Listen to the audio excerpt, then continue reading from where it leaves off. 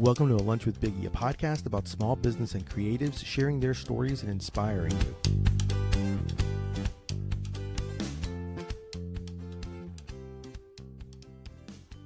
My guest today is a restaurateur and an executive chef who believes in quality ingredients and craftsmanship.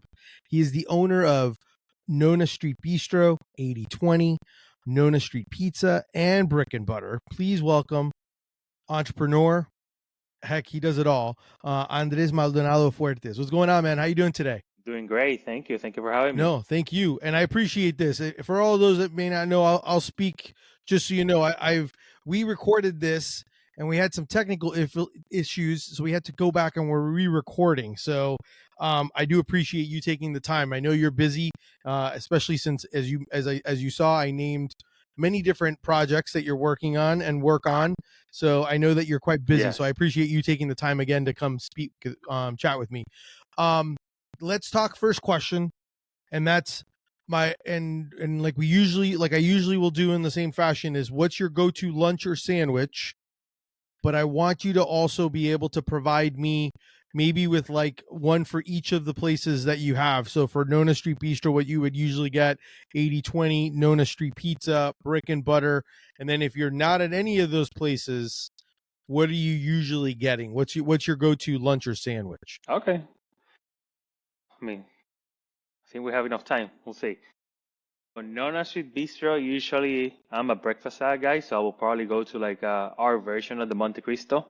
For 8020, the trophy burger, monstrous burger basically. Brick and Butter, it's gonna be between the chicken parm or the tripleta. Nona Street Pizza, we don't have cut sandwiches, but we have calzone, so we'll do like the spicy pepperoni calzone. You could do a pizza if you want to do that. If we do a pizza, then we'll do like a feisty margarita with like the burrata in the middle. Okay. Yeah. And then if I am somewhere around, I have a few options. Like usually for a quick lunch when I'm at those places, I usually go to like Muya. They have pretty good burgers. They're really close to where we at. If I want something different that it's not the same thing over and over. Stasios have really good sandwiches too. Yeah, no, they definitely do. They definitely do. Yeah, those are some good ones. You got some good ones. I know I wanted to chat because I know so you were an executive chef and the head chef at Interlaken Country Club, which led you in 2021 to kind of start Nona Street Bistro. And then from there you just kind of started creating different concepts and different businesses. So I wanted you to kind of give people a little bit of an idea of, like a short version of how you kind of went, in that transition from like coming up with the idea of like, hey, I'm currently doing this as a chef. Now I want to open my own thing. And then we'll kind of build from there. Cause I know the order of, to kind of give people an idea of the order of how you kind of built your little, I guess your empire of restaurants. Yes, I mean, we started with the Nona Street Bistro as the first fully customizable food truck in Central Florida. I was working as the head chef for a country club here in Winter Park in Interlaken, and my twin brother had just moved in right after the pandemic, basically with us. And then I was trying to craft something where we can bring him out of the house, put him to work. He's always loved like working on coffee shops and things like that. My forte was being culinary, so I'm like, hey, let's open a food truck. First, I tried to sell him the idea, let's do like a coffee shop / mobile phone repair thing, because he's also super techie. He has actually a degree on that, but he didn't like the idea too much. So I'm like, let's do food trucks. Let's do an elevated version of a food truck. Let's bring the country club style where I work at. Let's elevate all the foods and bring it to the food truck environment, and then do just caterings and weddings and corporate events and things like that, which is what I was doing basically at the country club. And we started by like working once, twice per month. Mostly of our customers at that point was actually members from the country club.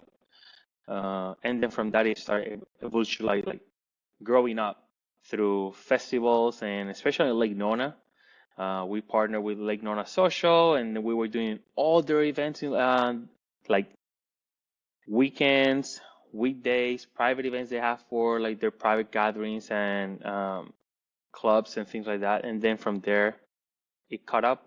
It caught up like gunpowder, and super quick. It started growing up because we basically had the only food truck where we can go to an event today and we do a full taqueria menu, and then tomorrow we have a full sushi menu, and then the next day we have burger menu, and then the next day is Hispanic, like with lechon a la varita, and like it was completely customized.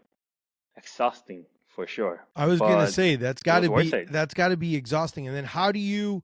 So like that truck when it goes and does this catering and everything, does your brother did he like get like how do you guys work it? Do you guys like prep everything and then that way because like you can't be everywhere. So like how do you usually kind of work it? Because if your brother's working it and he's not really chefy, is it one of those where like you get everything prepped and then all he has to do is assemble and create and make those things in order to do it? Yes, basically, so depending on the event that we'll have like we have our commissary kitchen.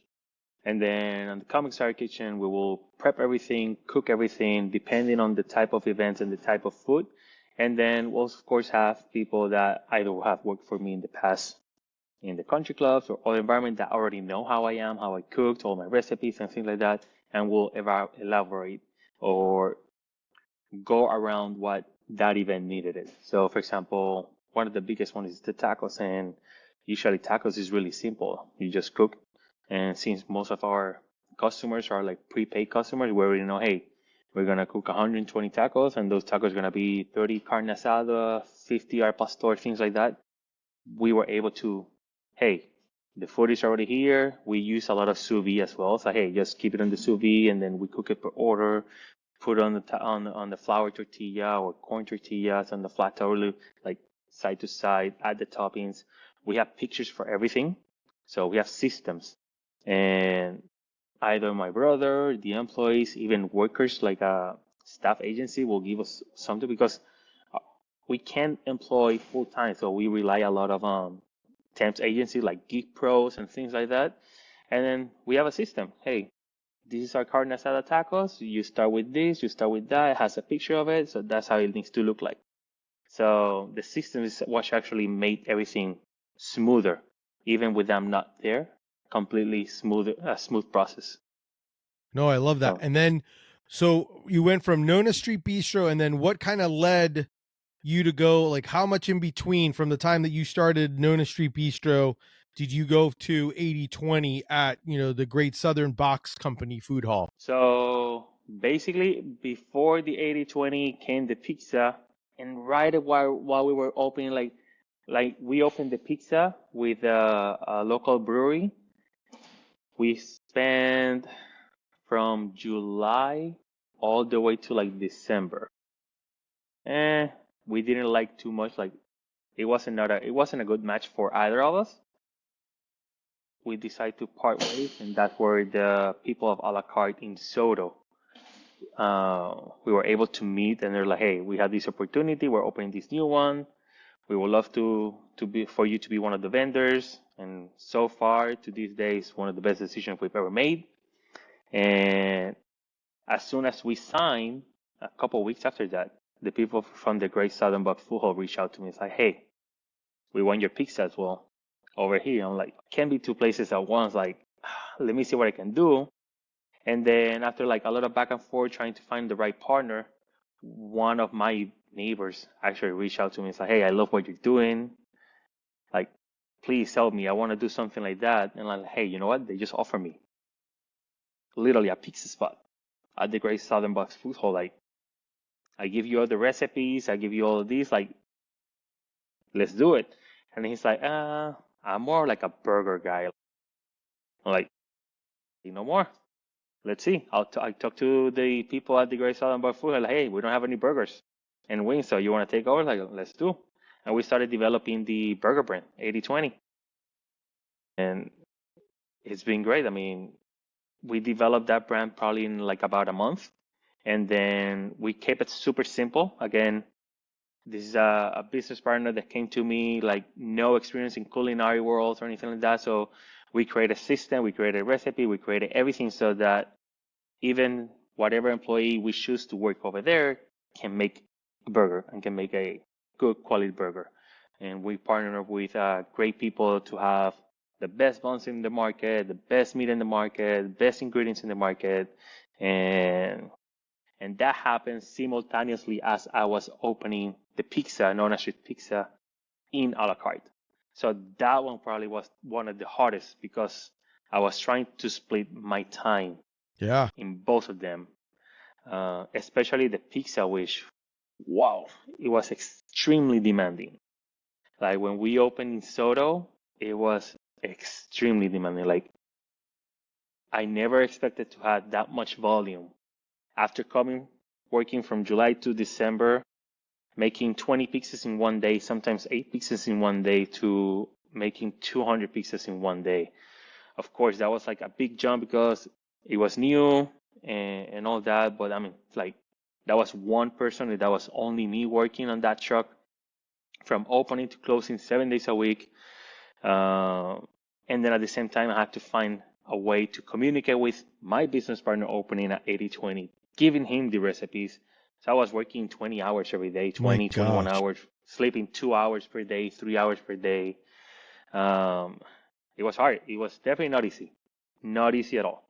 No. But we made it. We made it work. That you did. And then you went, and then of course, because why not? I already have 3 concepts. Why not have a fourth? Brick and butter came along inside a la carte as well. Yes. And I know that one just kind of happened where it was you were even looking to go other opportunities, and it just kind of happened that you got to stay at a la carte, which made it a lot easier to kind of to control that, because it's kind of hard to be at 4 places at one time, to do that. Yep. And I'm glad I did, actually. I think the other opportunity that I was presented is still a great opportunity. They haven't opened yet. They're about to open. I recommended somebody that I know as well. They have they have really good pizzas, but it's just the community is really long. For me, I live in Lake Nona. We have most of our businesses is right there in Soto.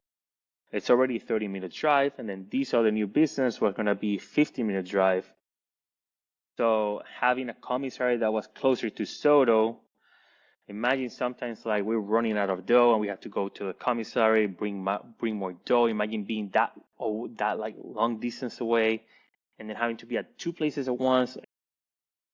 I'm actually glad that I was offered this opportunity literally the same week that I was about to sign that other place, because I think it would have been like game over. I don't think if I would have been able to handle that. So I was able to stay and open 80/20, develop 80/20 in about 2 weeks, open it, and so far being extremely successful. I think it's been actually more successful than the pizza when we first opened. And I thought that was going to be extremely hard to beat. And I'm surprised, and I'm like completely thankful for all the community and the people that trusted Nona Street Pizza and are trusting Brick and Board. And then those new people that are finding us, is we receive like only great feedback from everyone. So yeah. So to recap, you got Nona Street Bistro does kind of almost like the menu's always changing, which is kind of nice, because if you have if you're like, if you love something, it might be there. If not, you're going to have something different. E20 is burgers, fries, wings, all that goodness. Nona Street Pizza at a la carte is all, like, would you say Neapolitan style pizza? We call it a hybrid or a neo-Neapolitan. It's about 80% Neapolitan and 20% New York style. The reason we come to that is we use Neapolitan style ovens, so we cook at really high temperatures. The ingredients and the method we use to make the dough, it's a combination of both. It's a combination of the Neapolitan way, and it's a combination of the New York style way. So we incorporated both of them. So you have a pizza that actually has textures and flavors from both of them. So, and I know some people are gonna love it. No, it's delicious. So It's yeah. delicious. It works out great. It works out great at a la carte because, like, pizza and beer and all of that. Being able to do that, it just hits. Tell people a little bit about Brick and Butter, since that's the newest concept that just is the most recent one. But tell people what it is, because if they don't know, it's obviously the one I'm always going to be more inclined to. It's super delicious. It's all different types of sandwiches. But tell people a little bit about the name of it and where the concept came from and what they can expect there. So brick and butter, basically the name and the concept came from sandwiches. When I think of sandwiches, I think of freshly baked breads and lots of butter. We use lots of butter. I'm telling you, lots of butter is like we go through over 100 pounds of butter every single week to make just sandwiches, and that's crazy. Um, and then the bricks is traditional. The bricks we use for making the bread at the beginning. Now to like it's full of bricks. Like you go to our truck, we have a regular oven. Yes, we crank that baby up to like the maximum, which is like 575. But then the floors and the racks, it's all bricks. And even when we press the sandwich, if you order like the Havana brick, which is our version of the Cuban sandwich, it gets pressed with bricks. So we try to incorporate that brick and butter basically on every single sandwich we have. So from making on the griddle to finish it in bricks for an extra toastier, crispier bread, and we try to incorporate that. So we developed this in about 2 weeks. The name, the brand, the menu, and we try to focus all the sandwiches to be freshly like and handmade. Like when I tell you it's everything from the bread, it's made every day. We get bread baked every single day. All of our sauces are homemade. From our char jalapeno aioli, the pesto, fire roasted vodka sauce, um, roasted garlic aioli, garlic parmesan, buffalo sauce, basil ranch. Everything is made from scratch. The chicken parms is one of our best sellers and top sellers. Uh, we use freshly organic chicken breast soaked in buttermilk. So what I'm curious about when it comes to the whole idea of doing brick and butter, like you how quickly was the concept? Because I know, like, when you and I talked about it, you mentioned, like, let's think about it. 80/20, you said in a month you basically came up with the idea and kind of started working on process. And then you had brick and butter, and brick and butter, I think it was even less than that. I think you had like 2 weeks or something like that when we talked. So like where like do you just have all these ideas and you're like you write all these ideas down, or like how are you, like, because it sounds like at any moment you're like, oh yeah, I have another concept, I want to do this now. So I'm just kind of curious, like how, like where was it, like what made you decide to do sandwiches with brick and butter? So my brain doesn't stop. My wife hates me for that. We can go to sleep and my head is like going spiral like everywhere. Yes, I do have my phone, my notes. Every time I have an idea, I just put it there, put it there, put it there, put it there, like culinary ideas or whatever I want. At this precise moment, I was offered to take over one of the spots in a la carte.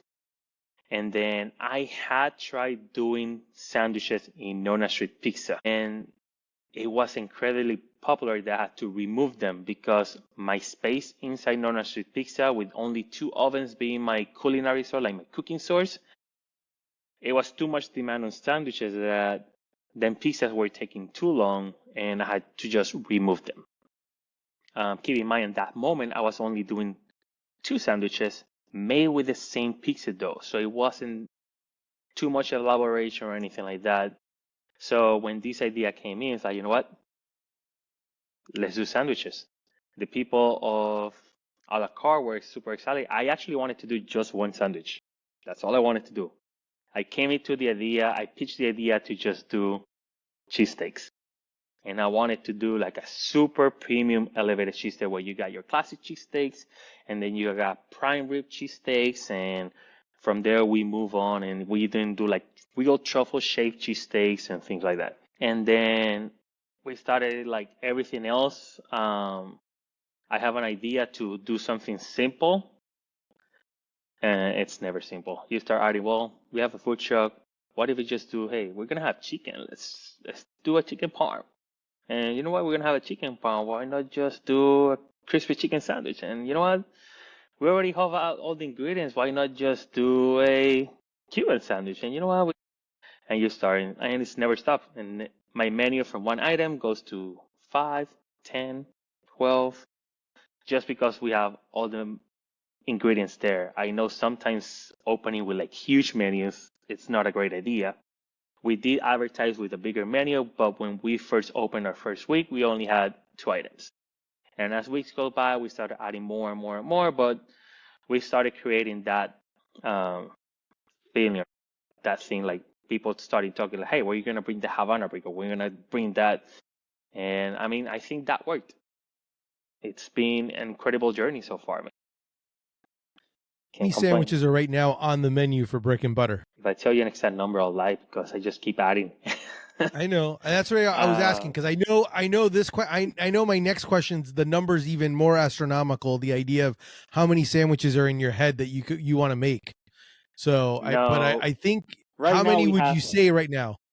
We have 7 to 9 right now. I would say right now 9. It's like our menu. If you add the one that's only on Friday nights, which is the prime rib cheesesteak, which we have actually not launched yet, but we'll be launching really soon because actually one of the nights that is about to come in a few weeks, it's prime rib day. It's National Prime Rib Day. So we're going to save it for that day. But in between my head and all my notes in my phone, I can tell you I probably have around 100 sandwich ideas. I like to experiment with everything. Just yesterday, I was just doing one for Easter with pips, like marshmallow pips and Nutellas and strawberry. I mean, it never stops. Yeah. No, I get it, man. You got to do something. And it's also, I think that also is exciting when people see new things and then it's like a new special and they're like, oh, I haven't tried that one, or let me go try that one. The limited, limited edition type stuff, I think people always appreciate and love. Where did your love for food and cooking come from? Trying to basically show off with my wife. Probably I would say 15, 16 years ago, trying to impress her by cooking. I grabbed one of the cooking books from my house in that kind of time from my grandmom and started cooking white rice with arroz blanco con fricassé de pollo. And it was actually pretty good. I was even surprised at myself. And then I started like, let's do some beans and let's start some empanadas. And I mean, I started cooking just for me. And that in that time was my girlfriend. And from that, it just evolved a little bit. Of course, when I started culinary school 11 years ago, it's when I moved here in 2014. You can see the changes from, thanks to Facebook, that shows me, hey, 15 years ago you did this. I'm like, oh my God, I did that. Like, and today it's like, oh yeah, it's a little improvement right there. But yeah. And after that, I moved here in 2014 and starting like doing grill and barbecue like on the weekends with my neighbors, and between them and especially my wife, they're like, hey, you need to go to Le Cordon Bleu. There's a Le Cordon Bleu over there across the street. Remember, I went for a tour of the school on a Thursday, and then when we were done, they were telling me, you know what? You came at the best time. Like, we start classes on Monday. I look at my wife like, oh, shoot. This is getting real. So I did. And from that, after that, the rest is history. I like it. I love it. So I think the one thing that I find fascinating or that I enjoy is the fact that, and obviously, because since you are a chef, it's one of those where you're like, hey, I cook everything. So I like anything. So I can do everything from sushi to like, super elevated food to sushi, or I can go straight to burgers, pizza, or anything else, and then just kind of work it. And I think that's something that is fun. But it's also got to be difficult because then you're constantly trying to like narrow and figure out like what is something that I can do without overextending yourself, but at the same time being able to show people, what you're capable of cooking up in the kitchen. Yeah, I mean, Sometimes it's better to just keep it simple. Less is more. But I think this time I haven't received that message because even though I try to apply that myself, I just want more and more. It's like, hey, let's start this, and it's like, what if this, what if this, and we start adding and adding and adding, and it never stops. I don't know if it's a curse or a curse or a blessing, but so far it has worked. Of course, not everything has worked. We've had projects that they haven't worked, but we learn from them. So Yeah, what's the worst that can happen? yeah, for sure. I know. So three out of your four concepts are in a food hall, like food truck park type concept. Can you tell people a little bit about like what you find to be some of the positives and negatives, or maybe even tell us, maybe some positives, some negatives, but maybe even tell us like what something that they may not realize that you have to deal with being in a spot or in a certain location like this. Can you, because I think a lot of times people just don't understand. They just think like, oh, and in all reality, they all just think that it's like fast food, that you're going to go in there and they're like, oh, well, I ordered a burger and I want my burger in 5 minutes because I can get it like that. But you're actually making everything fresh and stuff like that. So it takes time. But people sometimes forget that. But tell me a little bit about like, what do you think have been the benefits of being in a food hall, food truck type area, like what you're in right now? I've always said that, or not always, like since I started this journey, I worked at restaurants, I worked at country clubs, I worked at theme parks, I worked basically every single type of kitchen that you can put your hands on. I can say food trucks and food halls, but especially food trucks are by far the most difficult ones, the hardest one. Um, let's start first with the temperatures. Temperatures are extremely high in the food truck. Doesn't matter what air conditioner you have or what ventilation system you have. That alone, it makes it almost miserable to either you work there or even find appropriate staff that can handle that. But I would say that one of the things that makes it the most hard is storage. Food trucks have extremely limited amount of storage. Rather, a restaurant, you have walk-in cooler, walk-in freezers. I mean, I work at a country club that we had a walk-in cooler the size of a garage just to plate salads when we had like bigger weddings and things like that. It wasn't used for anything else. No storage, it was just for plating. You don't have that luxury on a food truck. You have maybe one or two like fridge units. That's about it. Which also brings the fact that you may sell out before you even close it. That item is selling hot, but then most customers actually do understand. Some others they don't understand. But that's probably one of the biggest challenge ever. When you attack this the way I do, that hey, I have my business, but I want to run this just like a restaurant. I'm trying to make my customers don't feel they're going to a food truck. We call them concepts. That's where I had to spend even more money to get a commissary kitchen so I can have extra storage, be able to make more prep in bigger sizes. So now it's like, oh yeah, Nona Street Pizza is located over there, but most people don't know it's like Nona Street Pizza is split in two. Like you see the location over there, but we have another location, which is where we make all our prep, which is actually like 8 miles away. Depending on traffic and all that's gonna take us 20 minutes. So if we're running low on dough, we got to go over there, grab more dough to come back.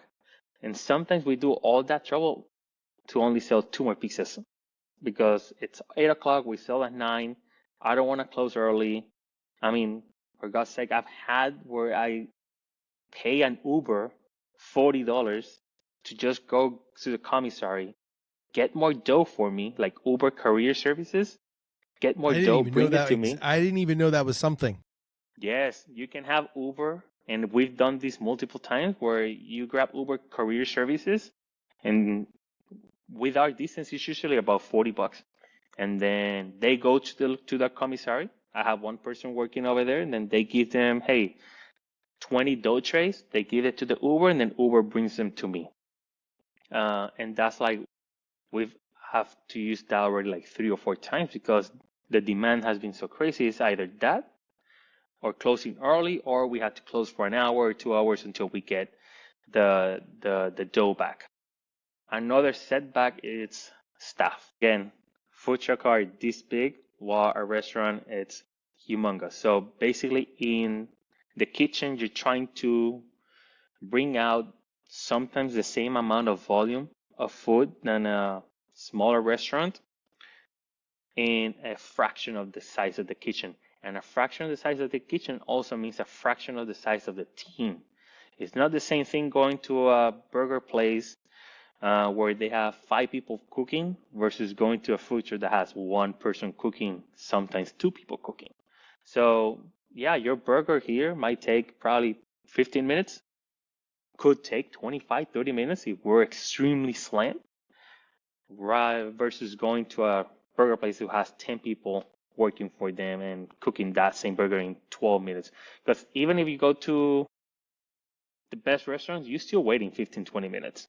We try to beat that with a fraction of the equipment, a fraction of the team, and with a better smile, so that people like are able to come back because they'll judge us more than what they'll judge a McDonald's or even a better restaurant. Yeah. So yeah, and that's got to be that is a tough one. That is one of the toughest things I think that I preach as well, that like you got to give some grace and some understanding that sometimes it's not, there's only so much you can do, especially inside a food truck. So when it comes to that, so I totally agree with that. I think we've talked about this before, but I want to bring it up because I think it's so important, like having did you have a lot of this business acumen already? Because like, I mean, what you obviously had the restaurant experience from doing all these different things, but like to have the business acumen to then say, I'm willing and wanting to, take a chance. Cause a lot of times people just be like, I open one concept and then that's the only concept. Like, but you're opening multiple concepts and they're usually done in a pretty quick speed. So I guess my question is, do you have like mentors or people that you go and talk to or that have helped you along the way to kind of help you figure out this journey? Because if you've never owned, if Nona Street Bistro was your first restaurant concept and now you're at 4, you got to have someone, I'm assuming, to guide you or help you through this. I mean, yes, I do have some mentors, and I think that's something that I highly recommend people to go for. Try to find 1, 2 mentors, as many mentors as you can. In my case, the people like the owner of Pizza and Pig Floyd's, Thomas Ward, and Jamal Biggie from Crocante, those have been my 2 biggest mentors on this journey. Like, from helping me make decisions to, I mean, even finding products and, I mean, helping each other out, like what to do, what not to do. Like, hey, will this make sense? Will this not make sense? They have been an extremely great help, and I owe a lot to those 2 people. So other than that, it's just family.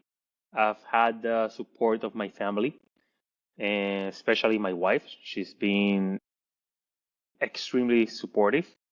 My family, my brothers, my mom, etc., they have helped me like from the very beginning, and I could not be able to do any of that with any of those people.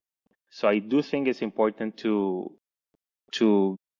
grab the people that you trust the most, and if you have them, you have them. If you don't have that kind of people, you can still make it. You just have to be cautious because, for example, your family, just like my family, they want the best for me, and that's undeniable. They want the best of me, but not necessarily because they want the best of me is gonna have the best business decisions. Because I've encountered many times where they tell me, you know what, don't do that, don't do that, don't do that. And sometimes I'm like, you know what, I'm not going to do it. And then I regret it. And then I learn from that. You know what? I know you told me no, I'm just going to do it. I'm going to go for it. Um, at the end, they have been supportive with my decisions, even though sometimes and many times they told me, don't do it, don't do it, don't do it. But I just kept at it, kept at it, kept at it. I didn't give up. And I think it has drove me or drive me to where I am right now. It's not, I'm not yet where I want to be, but I'm definitely each day closer and closer and closer to where I want to be. And I think that we have to have it all. We have to have those family members that are going to tell you, hey, don't do it. Don't tell you, hey, I told you so. I told you so. Because that's also going to help you build tougher skin. Because you're going to fail. I failed, but I'm not afraid of it. I just keep going at it. I fail, I learn from it. And even though sometimes I learn from it, I made the same mistake and I learn again from it. I mean, sometimes you have to hit bottom like 2 or 3 times until you learn from it. It doesn't mean it's not going to happen again. You just have to trust yourself, trust your guts, and surround yourself from people that especially are in the same industry that are willing to help you and provide you that guidance that your family can't. In this case, Jamuel and Thomas have been extremely helpful in the area where sometimes my family told me, hey, no, don't worry about that, don't do that. And then they're like, bro, if your gut tells you, go for it. What's the worst that can happen? And I mean, here we are.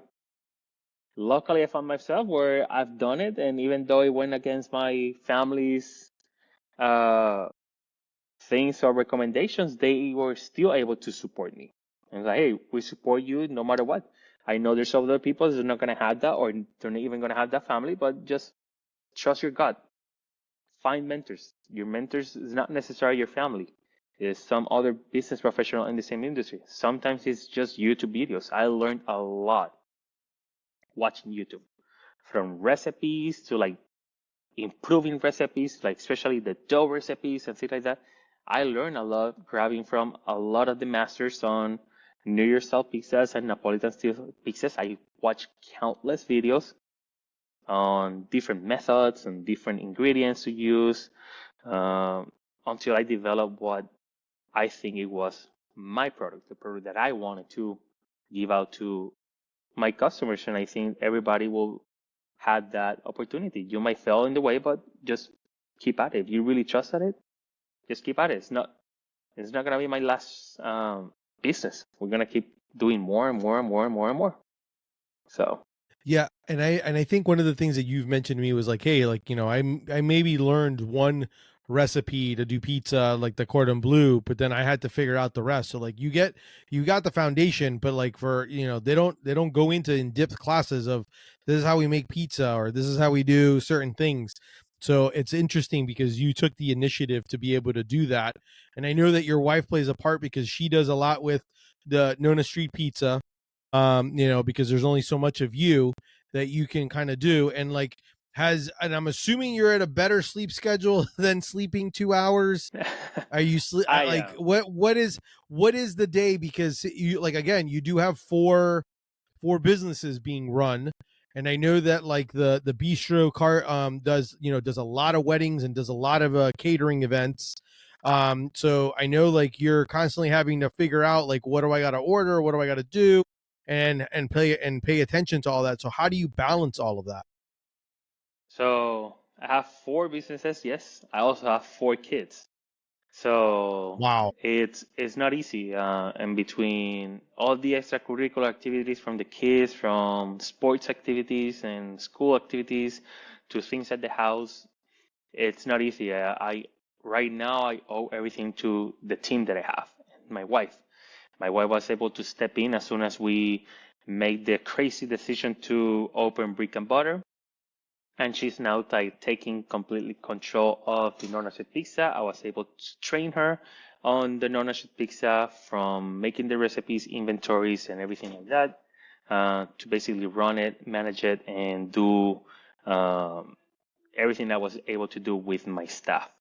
From that on, thanks to that, I was able to just put my full focus on Brick and Butter and open Brick and Butter, and just focus on that in the meantime while she stays over be Nona Street Pizza. And that has been incredibly helpful. Like without that, without my wife doing that, it was going to be either extremely hard for me to do that or extremely expensive because that means I would have to find somebody to fill my spot. And food trucks, we don't do the same revenue as a restaurant. We do a fraction of it. So it makes it a little hard for us to hire a general manager to run the truck when our sales are a fraction of it. So you have to depend on, in this case, my wife. So wow. Yeah, that's kind of crazy when you think of it that way. And I know that I wanted to ask you because I think there's something you're working on something else as well because why not? I think you're working on a different concept to kind of help other businesses. Is that correct? Is that something that you're that is kind of correct. playing around with the idea? You want to talk a little bit about that? Sure. We're probably gonna make it official really soon. It's actually called the Culinary Collective Studio. Basically, what we're gonna do is we're gonna help other food trucks in the industry that are either struggling or they just want to start their own journey, build the whole journey from the ground up.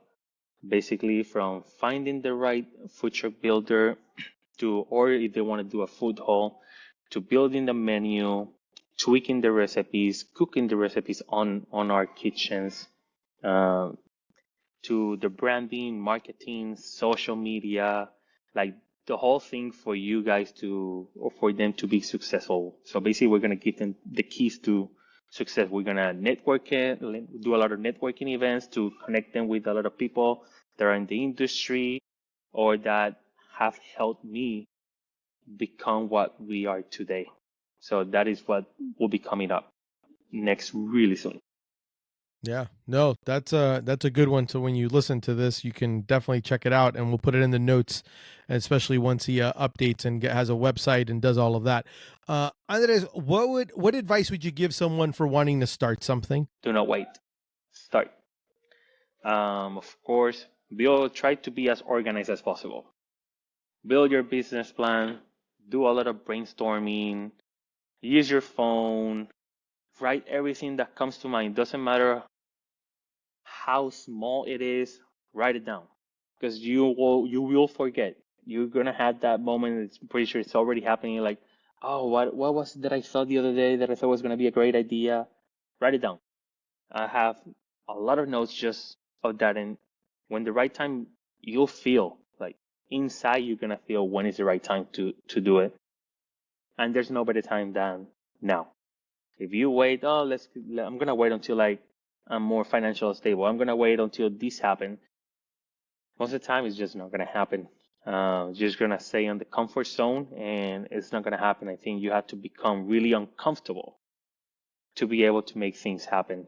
So if you have an idea, just go for it. Find the right people, the right mentors, do a lot of research of what's the niche in your area, what you want to do. If you really truly know that you have an idea that's going to work, just research on it, open it, register it. There's no better satisfaction than having the idea, going into some biz, paying the $130 or whatever it costs to register that, and then it's like now you have like that peace of mind. Okay, now let's start working because now it's all on you. The ball is on your court. You have to move around and make happen. Like people are not gonna do it for you, so just start one step at a time. But start. The moment is now. Where can people follow you? Where can they find you? It'll obviously be in the show notes. But tell people all the different socials for all the different restaurant concepts. Probably the easiest one you can find is my personal one is gonna be Chef Andres M. And then every restaurant has it, or every concept has their own social. So you got the Nona Street Pizza, you got 8020 Orlando, you got Nona Street Bistro, Nona Street Pizza. And Brick and Butter. And Brick and Butter. Yeah, sorry. Brick and Butter Orlando. Yeah. Yep. No, they it's super good. The chicken parm. I know that I'm glad the chicken parm has gotten some love because it's on a focaccia bread. Yes. And the pizza is delicious. I haven't been to 80/20 yet, but I will be making my rounds over there. But you do really do some great food, and that was one of the big reasons why I'm like, and I love the fact of the support. I mean, it's so important to have the support of your family. And when I came the last time I was over at a la carte and I got to see Andres. He was his family was there. They came to visit. They knew that he was basically going to be able to come and see them, so they hung out at a la carte. And then whenever Andres had a moment, he would come over and hang out with the family, and the whole family was there.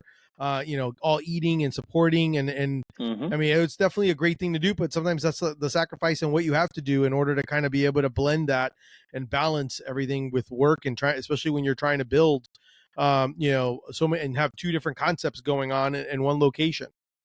Yeah, I mean, and that's a small example. I can tell you, the day we actually opened in a la carte Soto, we had their friends and family, and I'm not gonna forget this because it was April 26th, which is my birthday. And we did friends and family on April 26th. At that moment, I was the only employee for Nona Street Pizza. So I had to work my whole shift, my whole family. I have family members that came from Puerto Rico to witness the opening, and they came into a la carte, friends and family, with a cake, and we had to wait until we were done. I was done cleaning, and after they arrived to a la carte, we actually had to go to my house so that I can basically blow the candles because I was so busy that I couldn't do it.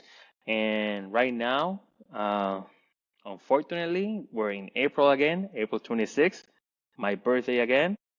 You will probably see me over there because, like everything, my staff requested those days off, and you gotta do what you gotta do. So on my birthday, you'll probably see me again there. My family will be there, probably trying to cut a cake or something like that. But these are the sacrifices we do have to make, and I don't mind working on my birthday. I'm in the culinary industry. I'm already used to it. I do try to take off my wife's birthdays and kids' birthdays, but mine it's just another day. So we just work them. So Do you, out of curiosity, do you have, I know you're doing, obviously, like we talked, you have the four concepts now. You have the idea of like basically kind of being the mentor for others that want to open a business. Like, do you have other food concepts that you're like, oh yeah, I have about, if I had the time and the resources, I have this many that I can literally do right now. Like, do you have other concepts in your head already that you're like, I can totally do this? I would say probably about 25 or 30. Wow. Okay. Okay. Yeah. That's great. And About I 25 or think 30. what I enjoy about that is one, the fact that you're just kind of like you're dreaming big and you kind of go that route, but then also the other part is that you're not like, it almost sounds like you're not like tied to any of these where you're like, this is my baby. These are more like, these are my ideas and I'm just going to see, and whichever one of these ideas that work out of these other 25, if an opportunity comes that fits one of those 25 fits, I'm going to use that idea and put it there. I have no favorites. I just kind of, is that how it works for you? Like, do you have any favorites, or is it kind of more of the, I have these ideas and this is the kind of concepts I want to do, and if their opportunity comes, I'm going to take advantage of it. I think that I don't think I have favorites. Uh, I love them all the same way. I do like variety. I mean, I come from country club, so I'm used to have variety. Like in the country club, you have to know everything. You have to cook everything. I love that idea. And if it were for me, Nona Street Bistro, our first ever menu when we tried to open, it was like that. It had a little bit of everything. And that was the most disaster day I've ever had in a kitchen because we were so busy with that huge of a menu. It was a completely fail. Locally, nobody complained about flavors or the food or anything like that, but ticket time were an hour. Uh, and we were so exhausted at the end of the day. That was a 3 day back to back event that we did for Late Nona Social. The next day, we were like nah, let's cut the menu. Let's do only 3 items. We have so much leftover food because we just didn't want to cook it anymore. We're like, you know what? Let's just keep to whatever we sold the most. We're going to keep at it. And then the weekend after, we just, like 3 days after the event, we just cooked everything and we gave it away to the Ronald McDonald House in Lake Nona. Because there was no way we wouldn't have survived if we've done it like that. So same way I feel with all these concepts. I have so many concepts. I just want to keep growing. Like people say, hey, when are you gonna open your restaurant? You need to open a restaurant. It's like this. I'm already a slave. Opening a restaurant, I think, is even harder. I'm not gonna say no. I'm not gonna open a restaurant. But as for now, I think I prefer having lots of concepts that are out there and that are like super exciting for people to visit and that are good, that are quality, rather than just one restaurant on one location. So right now, my goal is to just keep expanding while maintaining the ingredients fresh, being like the everything how we've been doing it so far with just other business partners that have maybe this same mentality or vision that I have, because I cannot be at 25 different places at the same time. But I can for sure create systems and create systems that are going to help them and guide them to be successful. And we can all just continue growing.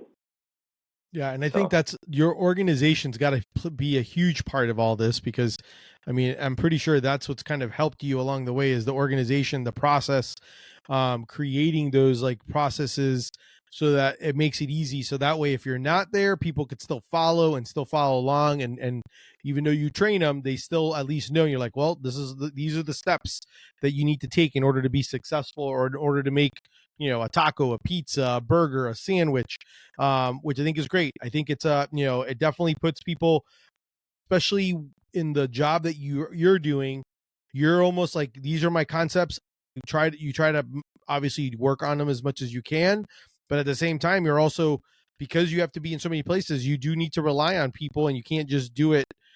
You know, you can't do it all by yourself, and you understand that. So I think that's something that I think is also something that I admire, because a lot of times people get stuck on that and they're like, no, this is my way. I got to do it this way. And then they don't let other people actually get to do some of the work. And then it stunts your growth as a business. So I totally appreciate that. Andres, I really appreciate you taking time again for doing this. I'm looking forward for everyone to being able to listen to the episode. I also want people to obviously to be able to check out any of those 4 locations or 4 concepts for him to be, you know, if you see any of them or have had any of them, I want you to definitely be able to share that and you know, show the love to him. When it comes to that, leave a positive review on him for him as well. But that's our show for today. Thank you, Andres Maldonado, for being on. You know, definitely make sure to check out Nona Street Bistro, 80/20, Nona Street Pizza, Brick and Butter, you know, whatever, who knows what else he's going to come up with, but I promise you it'll be passionate and it'll be good quality ingredients, and he'll definitely be you know, trying to make everybody happy with it. If you enjoyed the show, make sure to subscribe, make sure to tell your friends. If you want to support my brand, check out Deli Fresh Threads. Thank you. Until next time, keep eating sandwiches and follow your passion.